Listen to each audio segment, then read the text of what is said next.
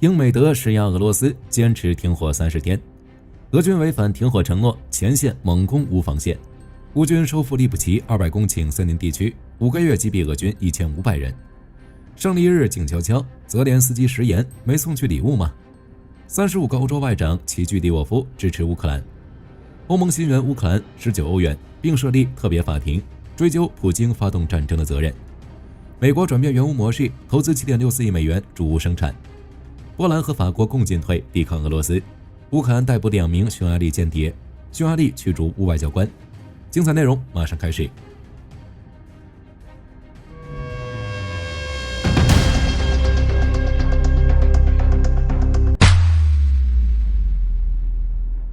综合乌克兰真理报、世界报等多家媒体消息，乌克兰总统泽连斯基宣布，自5月9日0时起停火1个月。泽连斯基表示，要停火就进行真正的停火，乌克兰已经准备好开始实施30天完全停火。此举无疑是对俄罗斯单方面停火72小时声明做出的回应，也是在向世界证明究竟是谁在破坏和平，以及不愿意停止杀戮。对于泽连斯基30天停火要求，美国总统特朗普在8号与泽连斯基通过电话后给予了大力支持。特朗普表示，美国希望俄乌双方能够达成为期30天的无条件停火协议，并威胁说，谁要是不同意或是违反停火协议，美国及合作伙伴将采取进一步制裁措施。很明显，这是说给俄罗斯听的，老老实实听话，接受与乌克兰无条件停火30天的协议。与此同时，德国新任总理梅尔茨在抵达布鲁塞尔首次对欧盟总部北约进行访问时也表示，欧洲将支持俄乌停火30天计划，如果俄罗斯反对该计划，那么欧洲将和美国一起加大制裁力度。梅尔茨还表示，只有俄罗斯最终同意长期停火，才能缔结真正的和平条约。不过对于停火，俄罗斯并不当一回事，即使乌克兰主动停火，俄军依旧在前线选择进攻。乌克兰外交部长西比哈在 X 平台官方账号发文称，尽管克里姆林宫宣布单方面停火，但俄军仍在整个前线发动攻势。他称，目前乌克兰正与其国际伙伴分享有关俄方违反停火的所有信息。如据乌军方数据显示，在普京宣布临时停火时间生效至9日晚间10点，俄军共向乌军阵地与定居点发射了2685枚炮弹和25枚滑翔炸弹。经过一系列战斗，乌军共歼灭俄军1300人，歼敌总数达到963270人。西比哈表示，俄军从来不遵守承诺，乌克兰不会被他们的宣传攻势迷惑。如在库尔斯克战场上，乌军趁着俄军加紧防守莫斯科时发动猛攻，乌克兰空军出动米格29战机掩护地面部队推进，目前已重新控制了苏贾西南方向大片区域，同时向格鲁什科沃发射了数枚导弹，先后击中了2座大的建筑物，其中包括一座是当地警察局的弹药库，空袭导致仓库内的弹药被点燃，引发了数起2次爆炸。另一座被击中的5层建筑预计可能是俄军的一个临时指挥点。此外，乌军还兵分2路向乔特基诺和辛普特推进。由于实施了战场静默，目前只有俄电报频道的一些消息传出，称乌军已经控制了乔特基诺一部分，具体战果有待进一步确认。在比尔格罗德战场，在俄军第34摩步旅败下阵后，目前轮战的是俄第155海步旅，而乌军特种部队在9日对俄军阵地进行空袭后，俘虏了6名俄军士兵，并继续坚守和扩大了占领区域。目前双方正在波波夫卡村以北激战。值得注意的是，据乌克兰反虚假信息中心负责人科瓦连科称，俄罗斯在远东地区大约有24个 S-400系统和12个 S-300系统，但其正在将部分系统向俄罗斯西部的列宁格勒州的乌斯季鲁加、萨拉托夫州的恩格斯空军基地以及夏诺夫格罗德州的萨瓦斯莱卡空军基地和莫斯科州转移，而远东地区只留下来类似纸糊的诱饵系统，可见乌军必对俄军重要设施造成了巨大损失。到了乌克兰战场，乌总参谋部暗示，俄军违反了俄罗斯单方面停火协议，并于5月8日至9日袭击了沃夫昌斯克附近的乌军阵地。乌军第3突击旅被迫反击，阻击俄军攻势。这段时间以来，乌军第3突击旅相继摧毁了俄军3辆坦克、5辆 BMP-3 步战车，外加2辆火炮系统和8辆军车。同时，乌军还派出第13宪章旅和第92机械化旅联手在利普齐以北收复了200公顷的森林地区。这200公顷土地虽看似不多，但战术环境很重要。据悉，在长达5个月的森林战斗中，俄军损失了1500名士兵。库皮扬斯克方向，俄军一支机械化小队从比洛霍里夫卡向赫里霍里夫卡发起攻势，但遭到了乌军第81空降旅全歼。与此同时，俄军还在炮火支援下，还向莱曼的乌军阵地发动了小步兵群攻击和3到4辆摩托车组成的自杀式冲锋。详细战况有待进一步披露。而乌军在战斗中，其第14旅打掉了一套朝鲜援助的 M1991火箭炮，第4游骑兵团则使用海马斯火箭系统打掉了俄军一套 KN-09 火箭炮。德国图片报还报道称，在克里米纳方向，乌军还使用德国援助的 HF-1攻击无人机，首次摧毁了俄军一门 2S-17自行榴弹炮。红军村方向上，俄军攻占了东翼峡的奥列克桑德罗波尔定居点，乌军则完全控制了锂矿重地舍甫琴科。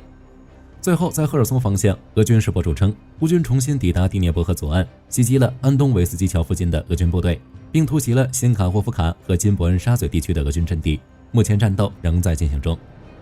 至于空袭，胜利日当天异常的安静，俄乌双方都没有发射无人机，也没有发射导弹互相袭击对方重要目标。然后就有人说泽连斯基食言了，那事实真的如此吗？就火力军而言，泽连斯基没让动手是对的。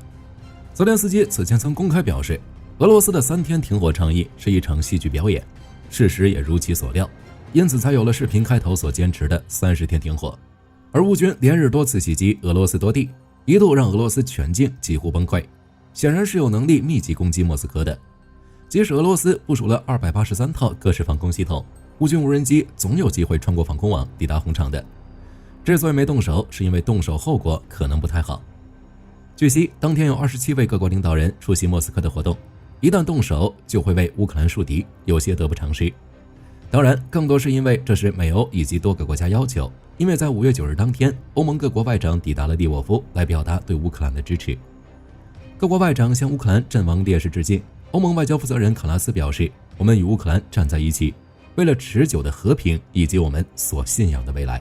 乌克兰不会冒险得罪更多国家，也不愿意让出现在利沃夫的欧盟外长涉险。而俄罗斯方面也心照不宣的没有袭击乌克兰基辅以及其他城市。普京在红场的讲话时，甚至还刻意略过了对欧洲的传统威胁，也丝毫没有提及乌克兰任何事，避免刺激到乌克兰，让其做出袭击红场等不理智行为。若是再结合视频开头说的，美国、德国等国家施压俄罗斯，以实现30天的全面停火，否则将对俄罗斯实施更大制裁，足以见得乌克兰或者说泽连斯基的高明之处。其虽然没有让乌军在5月9日搞出大事情，但其却将停火压力转移到俄罗斯身上。一旦俄罗斯拒绝，那么乌克兰将获得更多援助。而从俄罗斯单方面宣布3天停火又违反停火协议可以看出，俄罗斯没有停火意愿。加上经济学人报道称，俄军目前拥有1500到2000辆坦克和3000辆其他装甲车，其中只有10%至15%是新装备，其余均为翻新苏联时期的装备，这些库存将在2026年耗尽。由此可以推测，俄乌双方的无人机、导弹互相袭击，可能很快将恢复，而乌克兰或将在获得大量北约军援后，以胜利者的姿态结束这场战争。5月9日，35个欧盟成员国外长、欧洲议会代表抵达乌克兰利沃夫城市，在表达对乌克兰支持的同时，欧盟外交负责人卡拉斯代表欧盟与乌克兰欧盟成员国签署协议，将通过欧洲和平基金向乌克兰提供19亿欧元军事援助，其中10亿欧元将由丹麦、法国、荷兰和意大利4国按照丹麦模式直接从乌克兰制造商处购买武器进行援助，6亿欧元将直接用于购买火炮和弹药，剩余的资金则用于加强乌克兰的防空能力。与此同时，欧盟还宣布设立特别法庭，以追究俄罗斯发动战争的责任。卡拉斯表示，侵略是一种领导罪行，国家最高官员必须为此承担责任。而现有的证据将使特别法庭能够迅速对俄罗斯做出判断，进行定罪。乌克兰外交部长西比哈十分赞同特别法庭的建立，他强调建立过程没有任何法律障碍。泽连斯基则在社交媒体上呼吁整个欧洲以及世界各地的朋友对这一决定给予政治支持。据悉，在利沃夫举行的会议上，来自20个欧洲国家的外交部长签署政治文件，批准设立该法庭，并对设立该法庭所需的技术工作完成表示欢迎。来自37个国家的外交部长签署利沃夫声明，这标志着起草该法庭所需法律文书的工作已经完成。卢森堡外交部长表示，下周将在卢森堡启动针对俄罗斯的特别法庭，俄罗斯领导人都将受到调查。欧盟外长选择在5月9日抵达乌克兰以示支持，这足以说明欧洲将俄罗斯视为敌人，越来越团结的欧洲将给俄罗斯带来巨大压力。至于美国方面，说话变得好听了，其白宫发言人布鲁斯表示，美国依然是乌克兰的最大支持者，俄罗斯和乌克兰之间的纷争很难和解，他们相互仇视，但美国对乌克兰的承诺不会动摇。随后，乌克兰媒体宣布，美国已决定向乌克兰提供7.64亿美元资金，用于支持乌克兰本土武器生产。这笔资金将用于乌军从乌克兰国有私营军工企业直接采购武器装备。据知情人士透露，美乌双方已就相关采购达成了明确协议，其有部分合同进入了执行阶段。这标志着美国对乌克兰国防工业支持将由直接援助转向投资加合作的模式。但无论是哪种模式，对乌克兰来说都是好消息。显然，矿产协议的签署让特朗普政府对乌克兰的态度悄然发生了改变。联合早报5月9日报道，美国宣布对俄罗斯实施史上最大规模制裁，制裁将打击100艘俄罗斯影子船队的油轮，以及影子船队运输行动背后的人员和组织。英国首相斯塔默表示，此举是为加大对俄罗斯的压力，同时他表示，英国将始终竭尽全力支持乌克兰，保护英国国家安全。随着国际油价不断下跌，俄罗斯能源失去市场，经济面临重压，留给俄罗斯的时间不多了。据法新社5月10日报道，法国总统马克龙9日与来访的波兰总理图斯克在法国东北部城市南希共同签署了法波友好条约，旨在加强法国和波兰之间的防务合作，以应对越来越具有威胁性的俄罗斯。马克龙在随后举行的新闻发布会上说，条约签署后，法国和波兰两国将加强防务合作，打击外国干涉、网络攻击等行为。图斯克也表示，该条约中包含的共同防御条款为两国在核威慑问题上的合作开启了可能，承诺两国中的一国遭到侵略将相互提供军事支持。此外，马克龙还进一步强调，法国的核部署具有欧洲属性，目前法国是西欧国家中除了英国之外唯一拥有核武器的国家。迄今为止，北约的其他欧洲成员国均处于美国的核保护伞之下，法国正在改变这一局面。尽管特朗普总统承诺会结束乌克兰战争，但战争仍在继续。马克龙表示，普京总统是站在战争一边，而不是站在和平一边。那些相信普京渴望和平的人错了。基辅地理报报道，乌克兰安全局5月9日揭露了匈牙利军事情报部门在乌克兰境内的首个间谍网络，并宣布逮捕至少2名间谍。至此，乌克兰与匈牙利的矛盾公开化。根据乌克兰安全局报告显示，匈牙利间谍的行动目标包括收集军事防务情报，找出地面和防空系统的弱点，及评估当地居民的社会政治观点等。特别是一旦匈牙利军队进入该地区，公众会有怎样的反应？其中一名被捕间谍是一名40岁的前乌克兰军官，他被匈牙利情报部门招募，并于2021年被置于待命状态，直到2024年9月，他被激活开始行动。报道称，他对乌军的部署情况以及乌军 S-300 防空系统的坐标进行了多次侦查传输。对于间谍一事，匈牙利外长希尔多波德称，尚未收到基辅关于曝光匈牙利间谍网络的报告，称乌克兰安全局的指控是虚假宣传。但其后的操作有点不打自招的意思。匈牙利宣布驱逐2名乌克兰外交官，指控他们从事间谍活动。最近在加入欧盟的问题上，匈牙利百般阻挠，这让乌克兰十分不满。而乌克兰利用间谍事件意图向匈牙利施压，让匈牙利政府尴尬，但匈牙利坚决否认，进行了对等反击。不过有着欧盟的站台，乌克兰的处境会相对好一些。早些时候，欧盟表示，在匈牙利否决乌克兰加入欧盟之际，欧盟起草了 B 计划和 C 计划，以确保乌克兰加入欧盟。沙伊科夫卡空军机场遇袭有了更多后续内容。据开源情报报道，当地时间5月8日，卡卢加的沙伊科夫卡空军机场遭遇乌军无人机袭击。根据卫星图像确认，乌军无人机成功打掉了俄军的 Kh-2 导弹控制室，并点燃了机场所属的加油站，就连地下掩体也在遇袭后爆炸。俄军储存的备用燃料罐发生大火。值得注意的是，俄方之前还用无人机防护网将其罩了起来，但现在看来，它的保护作用并不明显。美国防务承包商诺斯洛普·格鲁曼公司近日在华府举行的现代陆军队会议上展示其最新研发的伐木工无人机。据战区披露，伐木工属于美军规范中的第3类无人飞行载具系统，此类无人机重量需低于600公斤，飞行高度低于5500米，时速介于185至462公里之间。伐木工无人机的设计承载能力相当于一枚113公斤的小直径炸弹，使其能执行精准的动能打击任务，并可投放此弹药，扩大其在不同作战场景的应用弹性。除了攻击无人机，伐木工无人机也具备执行电子作战和敌后侦察的任务潜力。其机身中段采模块化设计，可依任务需求快速更换承载，适应现代战争的多变性。无论从地面、空中或船舰发射，伐木工无人机都能成为空中监视平台，拥有数小时的制空续航力。根据美军日前发布的消息，位于新墨西哥州霍洛曼空军基地的第846测试中队今年4月中旬对 T7A 教练机的新型逃生系统成功进行了高速测试，摆脱此前弹射座椅的载重限制与运作序列问题。这项成功测试消除了一大部分的技术障碍，并有利于该机8月实施进一步逃生测试，使得 T7A 教练机能赶在2027年达成初始作战能力目标。事后，军文网站航空主义者补充报道称，高速测试是使用模拟人类样貌与体重的模型，在时速450节的情形下实际弹射，并成功达成所有测试目标。此次测试评估了2项关键升级，包括可控制破碎模式的新型座舱罩，以及强化座椅稳定性的新弹射序列装置。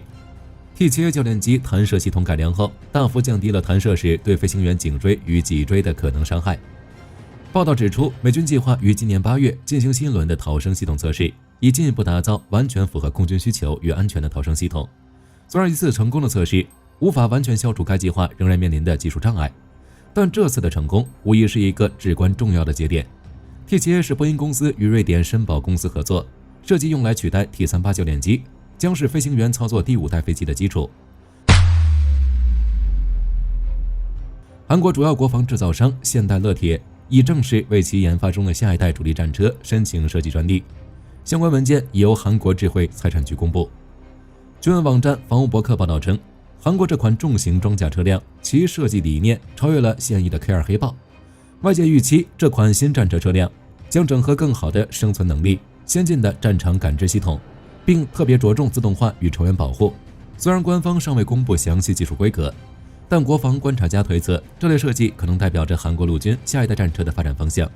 称这款战车将配备先进的主动防护系统、人工智能驱动的侦测能力，甚至可能采用油电混合动力系统。据国防新闻报道，波罗的海至大西洋的航线是全球最繁忙的航线之一，